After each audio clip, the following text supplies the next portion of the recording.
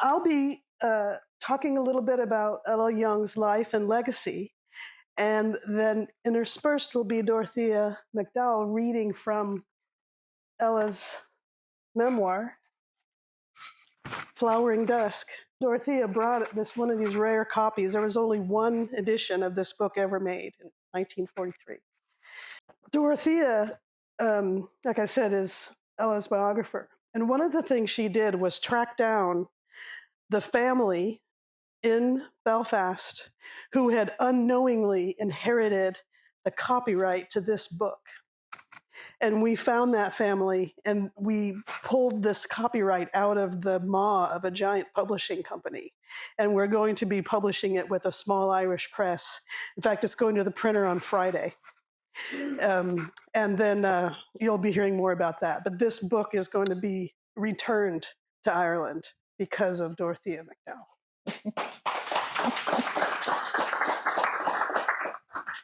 So when you Google Ella Young, there's more information online about her than there used to be. But what is out there right now doesn't really capture the best of her. But she was born in Ballymena, eldest of 9 children. She was born the same year as A.E. They were the same age. They were Presbyterian, or I don't think she was, but they were. And her father worked, I don't exactly know what he did, but he had connections sort of with military contracting. Throughout her 20s, until she was about 34, she worked as a teacher in private schools. And the family moved to Dublin in 1900, when Ella was 33, still living at home at that time. And then she graduated with a BA from the Royal University of Ireland, which is now University College Dublin. And in her third level studies, she majored in history, jurisprudence, political economy, and law. And as A.E. said, no one would have expected it. Beginning in her 20s, she embraced the world of the Celtic revival, including theosophy. She never married, and we find no evidence of romantic attachments. Her poetry, her memoirs, her letters demonstrate close relationships with women, and she socialized them, she traveled with them, and she practiced meditations with them.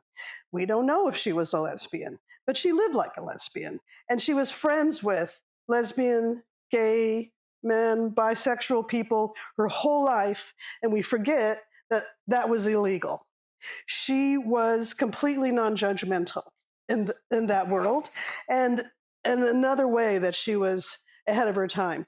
But the reason why I'm mentioning that is because of that connection, there's an organization in San Francisco called the Gay and Lesbian, Bisexual, Transsexual Historical Society of San Francisco, and they are sponsoring our work. And that is how we are able to take donations, tax-deductible donations, and apply for grants, including a grant that we made to the Irish consulate in San Francisco, and they gave us money, which I'll talk about in a second.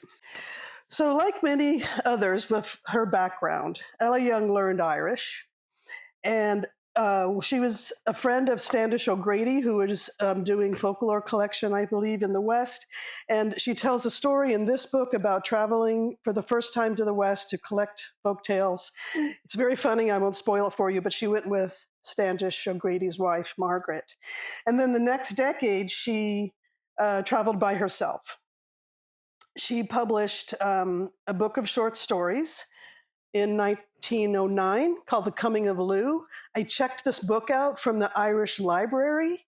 The very same 1909 edition came to my house with little children's scribbles in it and stuff. It had just been in circulation for 120 years. Probably still is. So that was 1909, and then she published Celtic Wonder Tales in 1910. And this is the volume that includes the creation myth that Ireland needed. So Dorothea, will you read from Flowering Dusk, where she talks about her first trip? Do you see yon tall standing stone, said the son of the house, as the jaunting car rattled past it. A great king lies under it. His name is Lou Lamfada. How well I knew that name. Lou, the long-handed, the sun god Lu Edana, the master of every craft, the champion of the gods, Lu, under that stone, dead. But his great white hound still coursed the heavens, and dying folk yet prayed for dawn. By the turf fire in the stone-flagged kitchen we sat, night after night, talking, the household and myself. Candlelight made slight inroad on the darkness, but the turves were warmly red. We talked of prophecies, of saints that had the power to bless or curse, of golden cups and buried treasure, of boats that sped over lonely and inhospitable waters where the living dared not venture, of folk who made fortunes in America, the New Island, as they called it, feeling it closer by them than Dublin town, nearer than Tara, once so spendthrift of wine and song, Tara, where their ancestors had foregathered with kings. At last I had to go. The horse was in the shafts of the jaunting car, my meagre travelling kit hoisted across the threshold, and the household gathered in the open air to bid me farewell. The man of the house, the golden-haired daughter, the son who had handled the reins on so many journeys across bog and stone land, and the woman of the house. In Gaelic Ireland, the woman is always the head of the house. This woman, gracious, kindly featured, nimble-witted, had been most kind to me. I thought of her as I thought of the country itself, with joy and respect. She came forward now to speak for the group. She said, "You will go far away from here, and with time you will forget this place and us, but we will never forget that a great saint once stayed in our house." She kissed my hand. I could not find any words. A great saint. Would I, in the long years of a lifetime, forget that? I never dared to publish it. I never dared make trial of it on my family. But one reason why I write these memoirs is that I may record it here. George Russell promoted a lot of other writers and artists. And in 1904, he published an anthology of Dublin poets called New Songs. Ella was 38 at the time, not exactly young, but new. And then the next year, he published a volume of her poems, of her poetry it's called Poems. And I'll read to you a review of that. Two little books by Miss Ella Young and Mr. Robert J. Kerr are among the fruits of the new Irish literary movement and have been produced in Dublin with a taste and neatness which do credit to the publishers. Like most of the young Irish poets, Miss Young and Mr. Kerr are graceful, melodious, inclined to melancholy, and sometimes a little indefinite. Miss Young promises to do really well as soon as she has made up her mind whether the inspiration of Tennyson or that of Mr. W.B. Yeats is more likely to develop the scope and quality of her talent. So now we will be treated to the portion of the memoir where Ella tells us how she met A.E. "Do you know," said Helen Laird to me one evening, as we were doing nothing in particular, "do you know we never hunted that Theosophical Society Boss Gibson told us about?" "That's true," said I. "Why don't we hunt it up tonight?" "It's raining," said Helen, "and likely to keep on raining. It's likely to keep on raining for 90 nights out of 100. Let's go tonight." Fortified with macintoshes and umbrellas, we started to hunt. The house was somewhere in Ely Place. There are 4 tall Georgian houses in Ely Place. Which one? The rain was too disturbing to allow us to ponder the question deeply. We decided to start at the left-hand corner with number 1. "Is this the Theosophical Society?" we asked of the prim maid who opened the door. She regarded us and our dripping umbrellas and our query with disfavour. "No, it certainly is not," she said, and shut the door. We knocked at number 2. "Is this the Theosophical Society?" "Yes, certainly," said a young, dark-eyed lad of about 18. "Won't you come in?" Dispossessed of umbrellas and macintoshes, we entered a room to the right of the hall. It opened with folding doors to another room, and both rooms were filled with people who sat on chairs. Somebody was addressing this audience. Helen and I found a seat and sat attentive.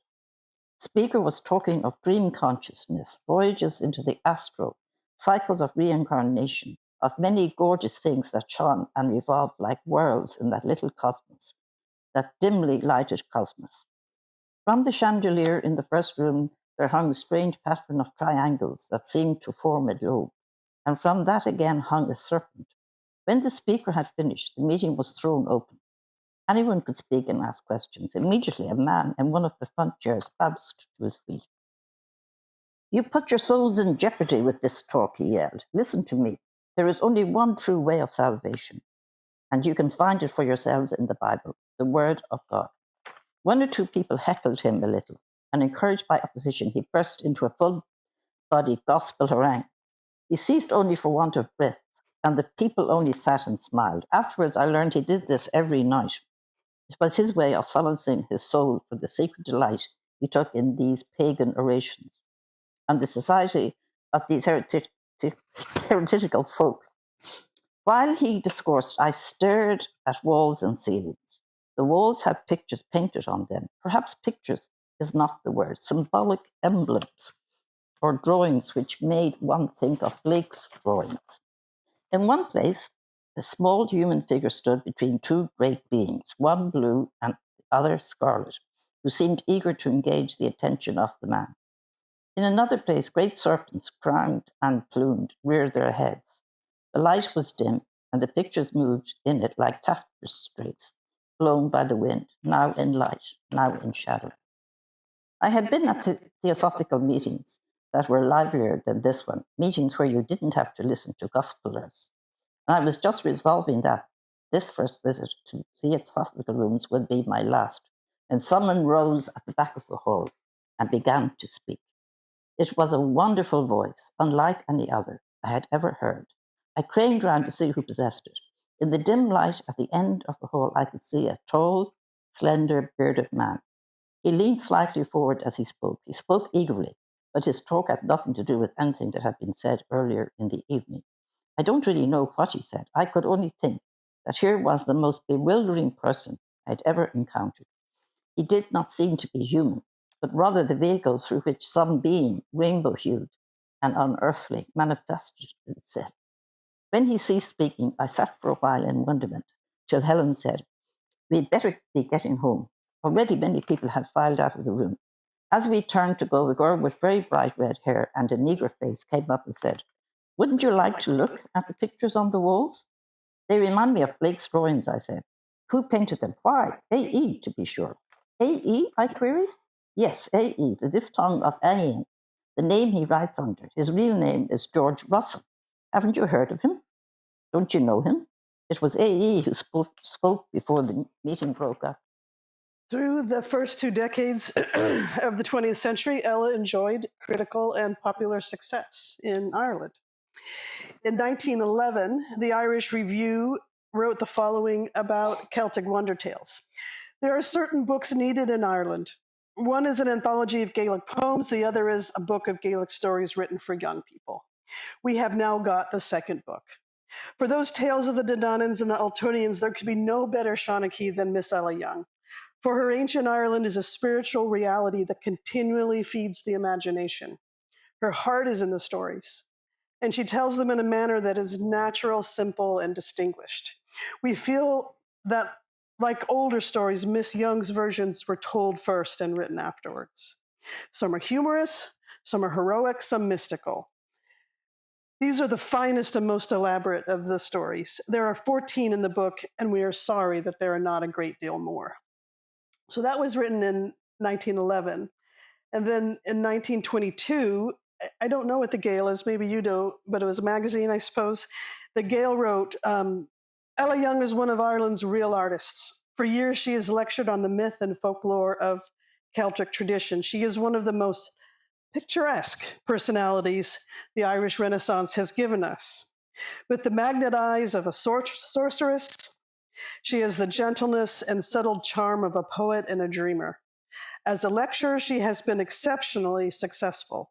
Her voice is full of music, and yet in that softness and beauty, there is a firm conviction expressed which captures her audiences." And then she decided that she was going to go to America on a speaking tour of the East Coast. And she gave one last lecture in Dublin. And this is what the Freeman's Journal wrote about that last lecture. "The Celtic Myth of Creation" was the title of a lecture given by Miss Ella Young at the National Literary Society on Dawson Street, Dublin last evening. She said, perhaps it might be asked, how do we know that the Celts ever had a myth of creation? But as to whether the Celts had a myth of creation, she thought there could only be one opinion. Every race of people have a myth of creation. The Celtic story of how the world was made had to be picked up in fragments from the remains of their Celtic mythology. Anything that they had with regard to Celtic mythology was in fragments. And for a long time, no work was done amongst those fragments. In fact, it was not at all known whether we had any fragments of mythology, and it was not until a great deal of work was done by Dr. Douglas Hyde and others that they began to really have some idea of what magnificent edifice must have once stood where these fragments only remained. So that is just a secondhand look at what her lecture must have been about. And then we have a quote from Douglas Hyde in another context where he said, I do not know how I miss these things.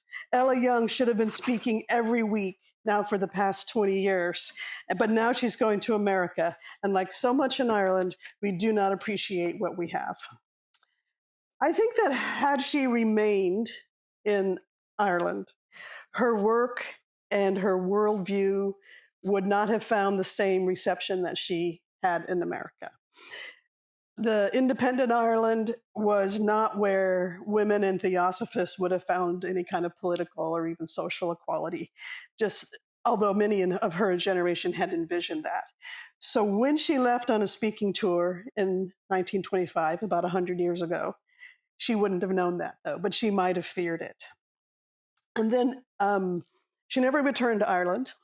And A.E. came to America, as many of you know, in 1931. But as far as we know, they didn't.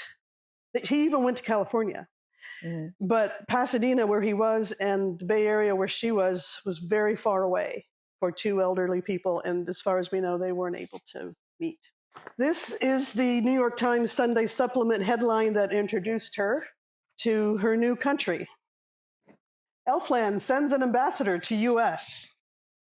Let me read some of this. It's a very long article. I'll read just the choice excerpts from it.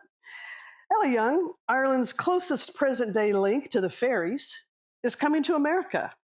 Not perhaps one of the major lights of the Irish literary Renaissance, she is nevertheless an important figure, breathing the undistilled atmosphere of that interior Gaelic life, ever a little mysterious, out of which so much fine has flowered. Ella Young has done valuable work in translating and adapting Gaelic literature and folklore, thus helping to sustain the traditions that spread so romantic a background for the modern Irish state, now slowly establishing itself as a political unit. So this is 1925, remember, where we are in history. But Miss Young is not chiefly remarkable for the gifts that erudition has been made to yield. Her most surprising gift, and one that will endear her to all Americans with whom she comes in contact while lecturing here, is a privilege of access to the haunts and ways of fairies. Children in the west of Ireland recounted to her their dealings with eerie playmates of the woods and fields, of spell-weaving lullabies bringing slumber. Old men in fishing boats and huts taught her incantations. Peasant women have whispered over a dying fire of peat about the strange apparitions, disappearances, weird crooning that is in the wind, and uncanny silences. I have a heart that loves such stories and adventures, she confesses. Their living stories still are real in the lives of the simple people who relayed them. She does not write her lectures. They are born between myself and my audience, which I'm sure was great at the time, but of course we have no idea what they were like because they were extemporaneous. She toured the East Coast for several months and then took the train west for more lectures and to see other friends. And then for several years she traveled and lived with friends, and in 1929 she got into trouble with immigration.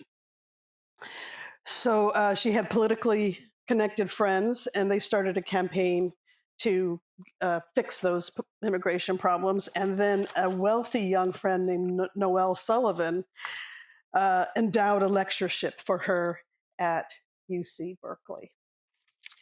And while she was at Berkeley, she published 3 more books of stories for children in 27, 29, and 32, very quickly. And the last one, The Unicorn with Silver Shoes, these are stories that she made up herself, and that she said she made up for AE's kids. We have only one description of what her lectures were like that I have been able to find. I don't think you found anything beyond that.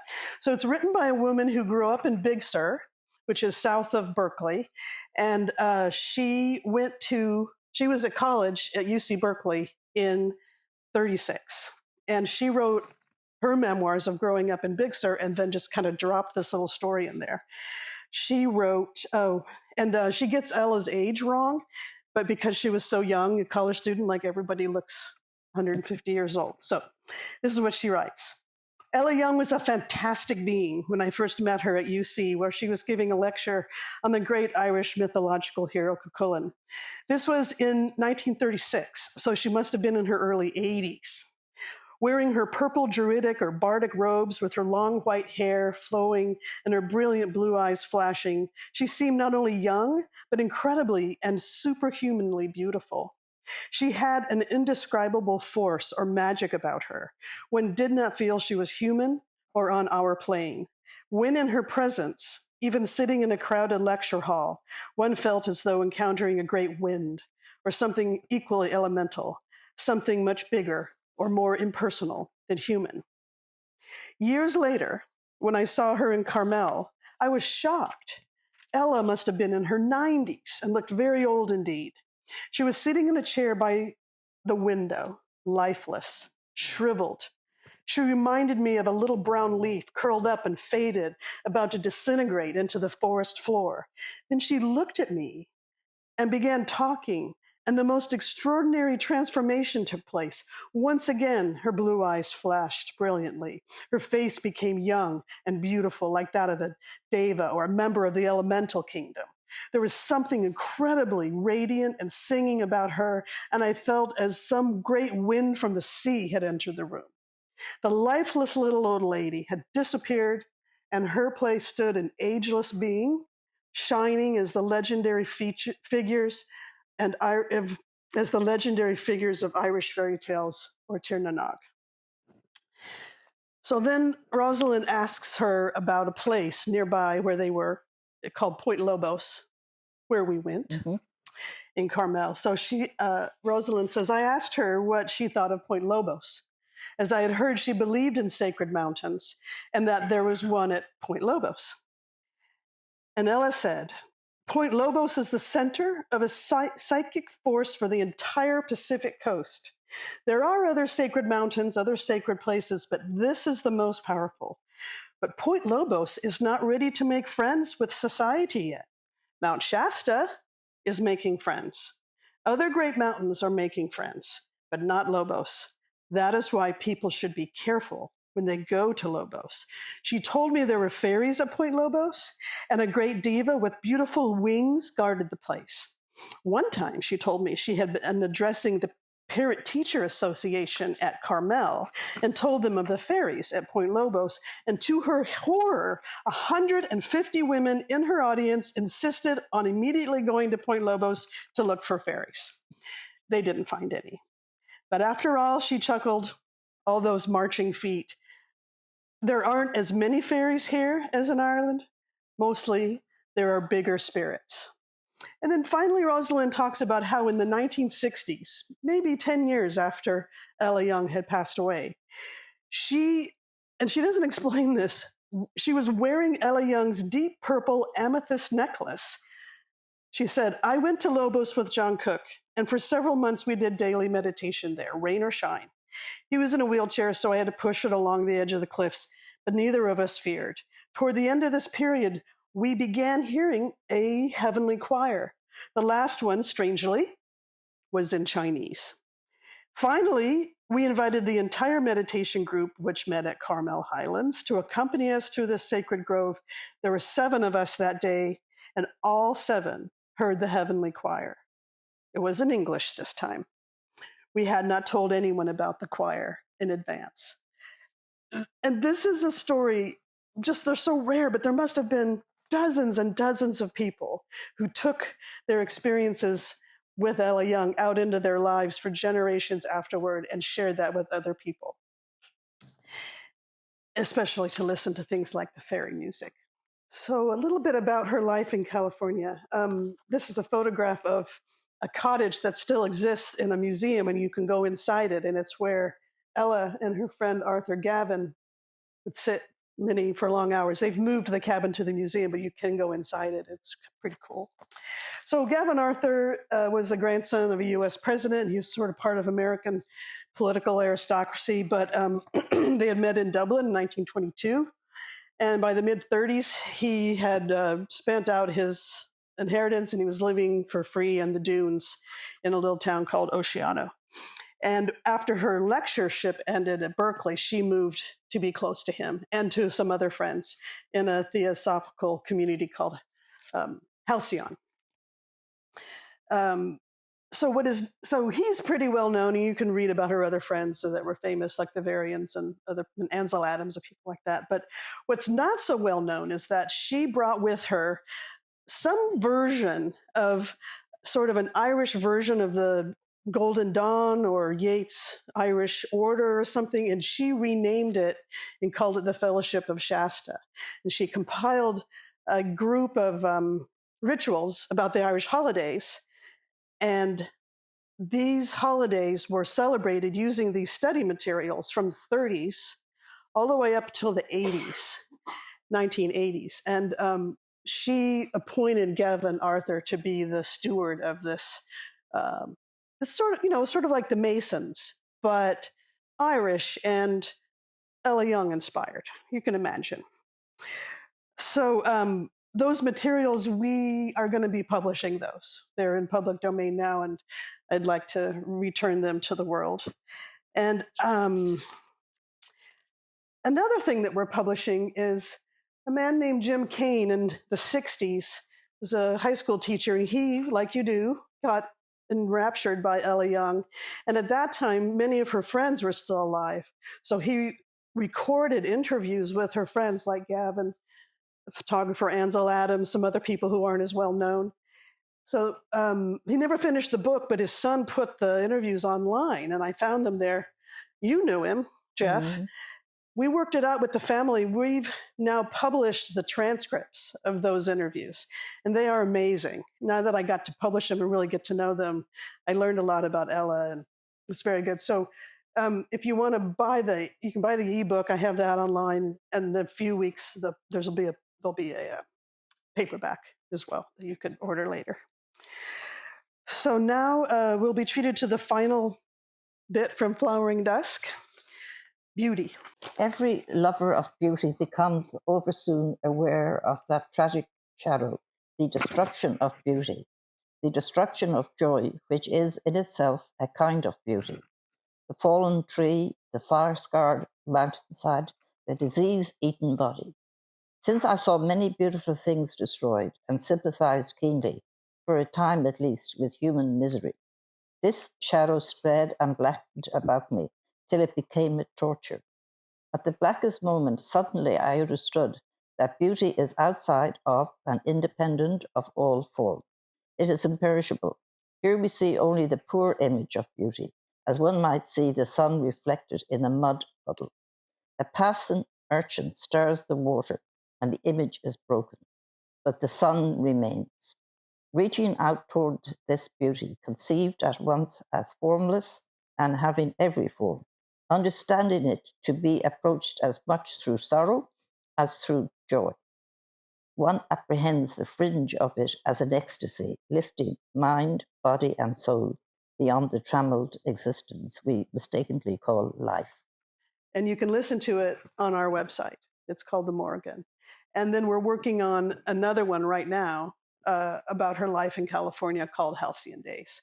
And please go to our website, donate money if you want to, or just sign up for the newsletter so that you can find out about what we're doing next. And if you'd like to help us promote the life and legacy of Ella Young. What is that legacy? I think it has 3 threads. In the West, or in California, or in America, she changed consciousness about taking care of the earth, conservation. As I was talking to Jonathan today, she taught Ansel Adams how to look at a mountain and now, and then he took photographs of Yosemite, and no one looked at a mountain the same after they saw an Ansel Adams picture of Half Dome or El Capitan, something like that.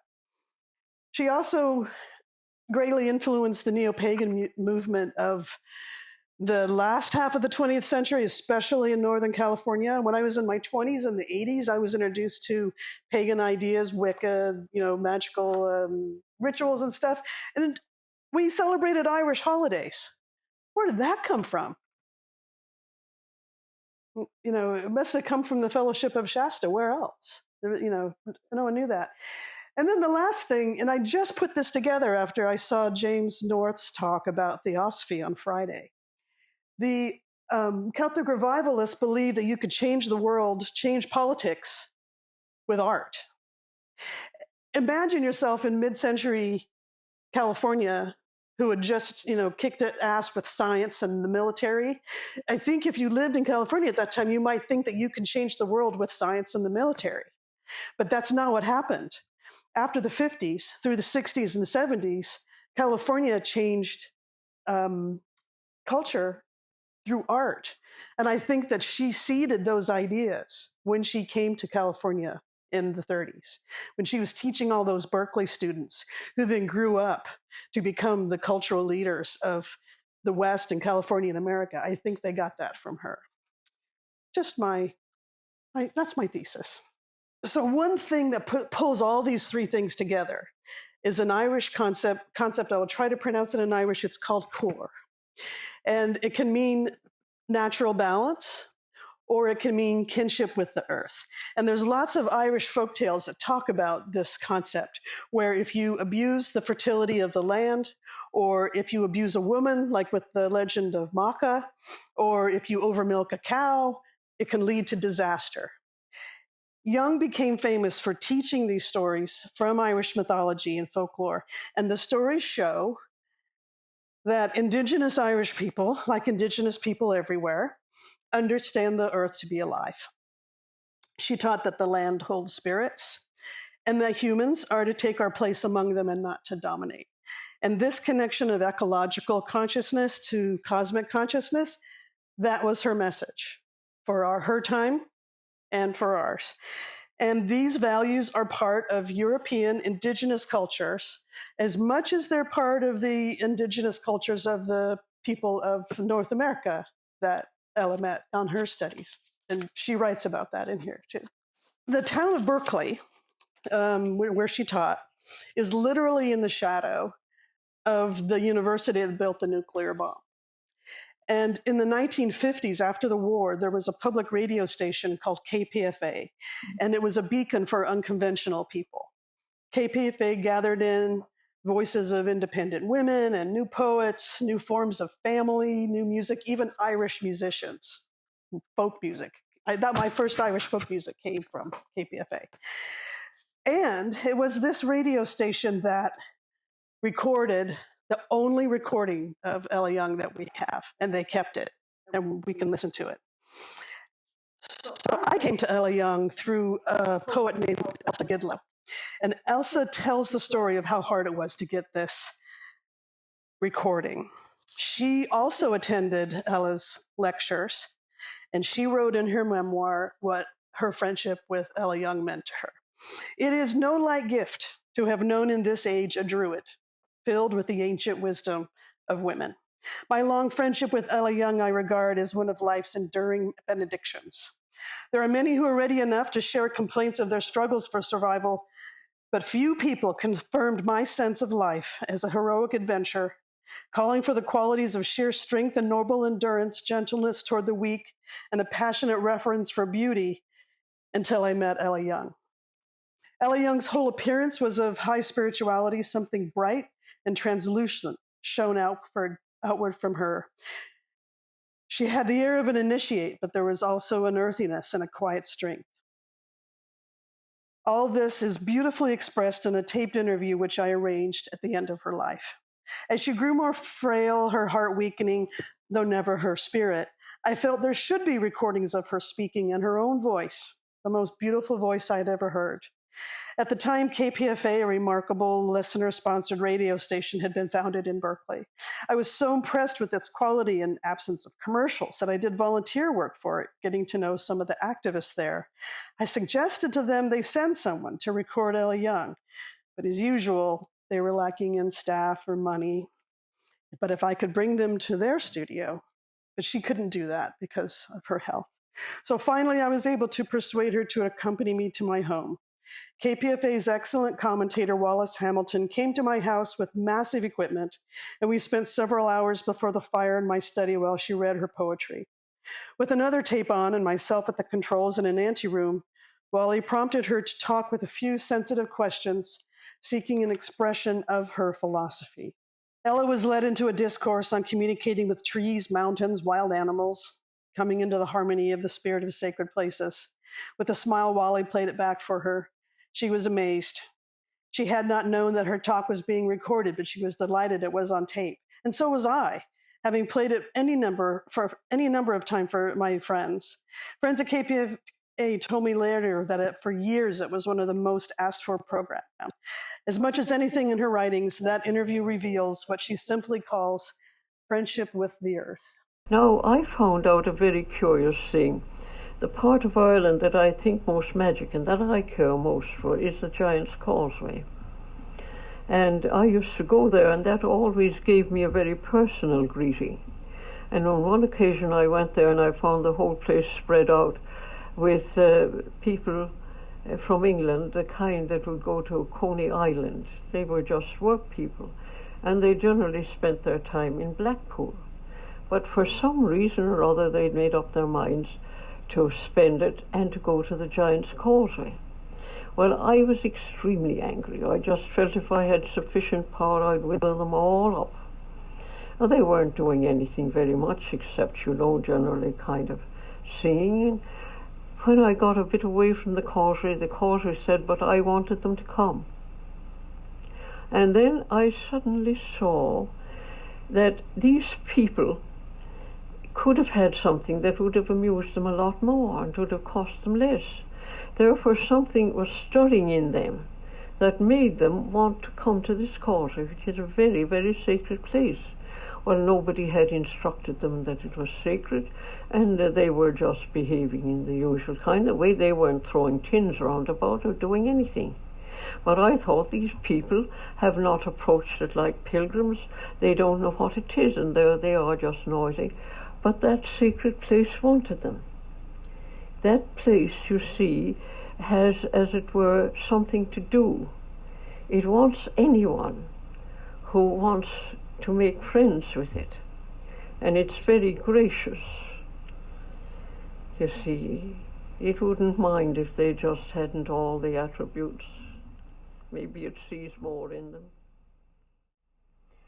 What do you think the particular spirits are that inhabit a mountain? Well, you see, to begin with, the mountain is alive. And to go back further than that, the earth is alive. The earth is a great living being. And the earth is greater than we are. The earth has many things that we haven't, but we haven't got anything that the earth hasn't got. If we are landscape gardeners, just go out and look at the desert. Look at any of those Californian hills that we haven't planted eucalyptus on. And you'll see how nature has designed trees that follow the curve of the hills, and she has planted them exactly where, if you were a landscape gardener and a good one, you would plant them. Now, when she designed those eucalyptus trees, she did them for Australia, great flat plain. And those immense trees, they had to be as big as that to make any kind of a show on a flat country.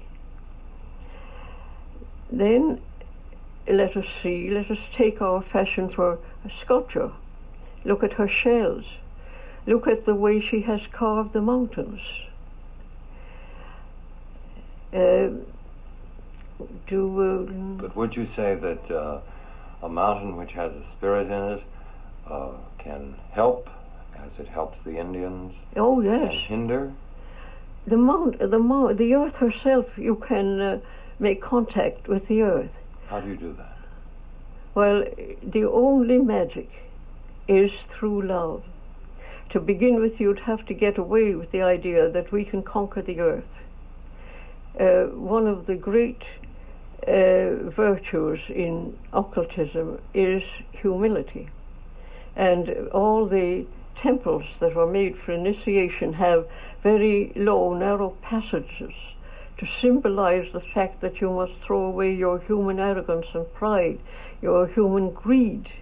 You must approach, not to conquer, but to be taught, to be helped.